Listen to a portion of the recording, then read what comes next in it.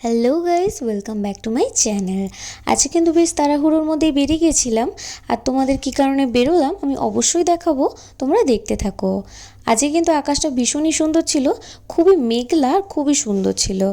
আর আমরা এদিকে চলে এসেছিলাম বেলঘরিয়া স্টেশনে, আর এখন কিন্তু মাত্র বাজে 5:30। তারপরেই ট্রেনে উঠে গেছিলাম, আর ট্রেন কিন্তু ছেড়ে দিয়েছিল, আর আমরা কিন্তু বেলঘরিয়া স্টেশন থেকে উঠেছিলাম। আর ট্রেনে ওঠার পরে আমাদের তো খুনসুটি লেগেই আছে। এরম করতে করতেই চলে গেলাম শিয়ালদা স্টেশনে। আর শিয়ালদা স্টেশন কিন্তু পৃথিবীর সবচেয়ে ব্যস্ততম স্টেশন, এখানে কিন্তু লোক সমাগম সবসময় থাকে। তারপরে আমরা চলে এসেছিলাম শিয়ালদা মার্কেটে, কারণ আমাদের কিছু কেনাকাটি করার ছিল।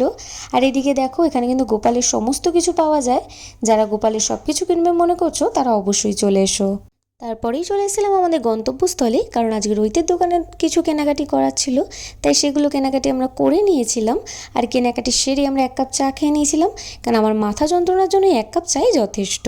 কেনাকাটি কমপ্লিট করে আমরা ফিরছিলাম বাড়ির দিকে। আর বাড়ি আসার পথেই এই ফুচকার দোকানটা আমি দেখতে পেয়ে যাই। ফুচকা কে আমার থেকে এড়াবে, আমি তো ফুচকা খেতে ভীষণই ভালোবাসি। তাই ফুচকা খেয়ে আমরা চলে এসেছিলাম এই ফাস্টফুডের দোকানে। আর আমি কিন্তু মোমো খেতে ভীষণ ভালোবাসি, কারণ আমি প্রচুরই ফুডি, তাই আমি খেতে ভীষণ ভালোবাসি। আর বৃষ্টির দিনে মোমো না হলে কি চলে। আর এদিকে এনার পছন্দের একটু পকোড়া নিয়েই নিয়েছিলাম।